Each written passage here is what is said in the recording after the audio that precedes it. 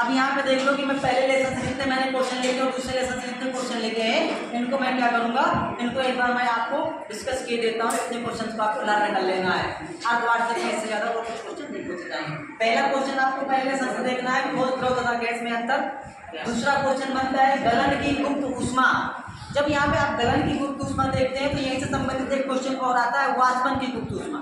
एक होता है गलन की गुप्त ऊष्मा, एक होता है वाष्पन की गुप्त ऊष्मा। जब आप गलन की गुप्त ऊष्मा को पढ़ेंगे तो जस्ट इसी के बाद तुरंत क्या करेंगे, वाष्पन की गुप्त ऊष्मा भी पढ़ लेना है। एक्चुअली सिंपल सी डेफिनेशन और दोनों की सेम टू सेम डेफिनेशन, थोड़ा सा अंतर करना है।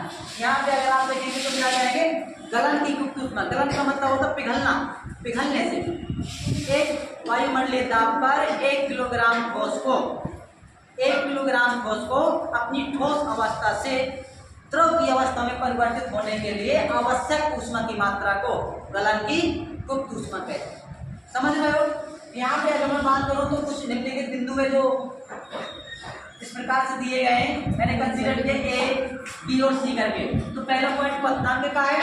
क्वथनांक का आप सभी समझते हो कि उबलने तक वाटर कितना गर्म किया जाए कि उबलने लगे, और उबल करके वो किसमें, स्टीम में, भाप में चेंज होने लग जाए तो उसको क्या बोलते हैं, क्वथनांक बोलते हैं। यानी सीधा साफ क्या कहेंगे, निश्चित ताप पर जब किसी द्रव को गर्म किया जाता है तो वह द्रव की अवस्था से भाप की अवस्था में परिवर्तित होने लगता है।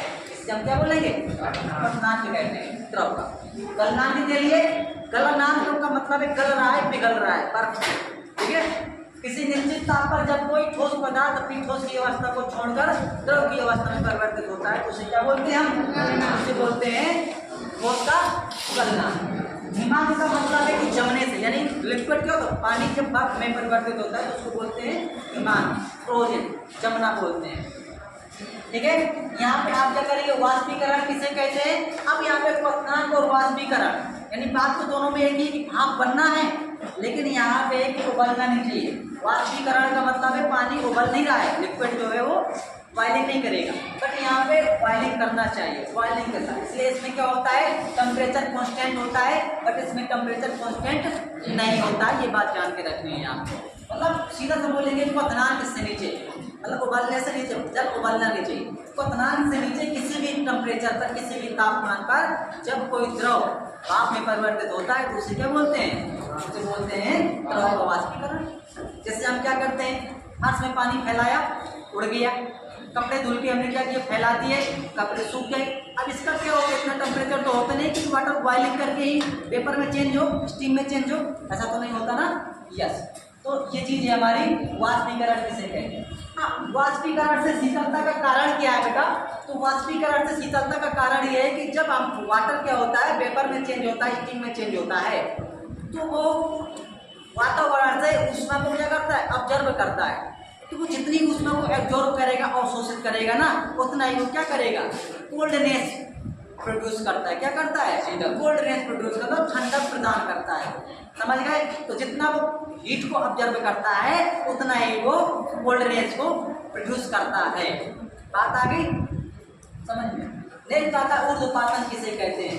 ऊर्ध्वपातन का मतलब होता है एक ऐसा पदार्थ है, मतलब अभी मैंने क्या कहा, अगर मैं पदार्थ की बात करूँ तो 3 फेज में आएगा, सॉलिड से लिक्विड, लिक्विड से गैस। बर्फ पिघलेगा, जल बनेगा, जल से फिर उसको गर्म किया जाएगा तो भाप बनेगा। समझ गए? भाप पे उसको ठंडा करेंगे तो द्रव बनेगा, फिर वो ठंडा करेंगे तब सॉलिड होगा। लेकिन यहाँ पे एक ऐसा पदार्थ होता है ऊर्ध्वपातन में, जिसको हम गर्म करते हैं तो सॉलिड से सीधे गैस में चेंज हो जाता है। बीच का जो लिक्विड फॉर्म है ना उसको लीव कर देता है, छोड़ देता है। तो मतलब सीधे मैंने कहा ऐसा पदार्थ जो ठोस से सीधे बैठे रहेंगे सभी लोग, ठीक है, 2 मिनट के लिए बैठे रहेंगे, तो ठोस से सीधे गैस में परिवर्तित हो जाता है, ऊर्ध्वपातन कहलाता है। टेम्परेचर को चेंज कर देना है। यहाँ से फर्स्ट को ज़्यादा धातु और धातु में अंतर लिखना है। मिश्रण किसे कहते हैं, मिश्रण के प्रकार क्या है, विलयन की सांद्रता से आप किसे क्या समझते हैं, अणु तथा परमाणु को प्रभावित कीजिए, तत्व तथा यौगिक में अंतर लिखना है। इतने क्वेश्चन को केमिस्ट्री में देख लेना। अगर मैं कल आया तो आपको फिजिक्स में भी क्वेश्चन प्रोवाइड करा दूंगा। Okay, thank you.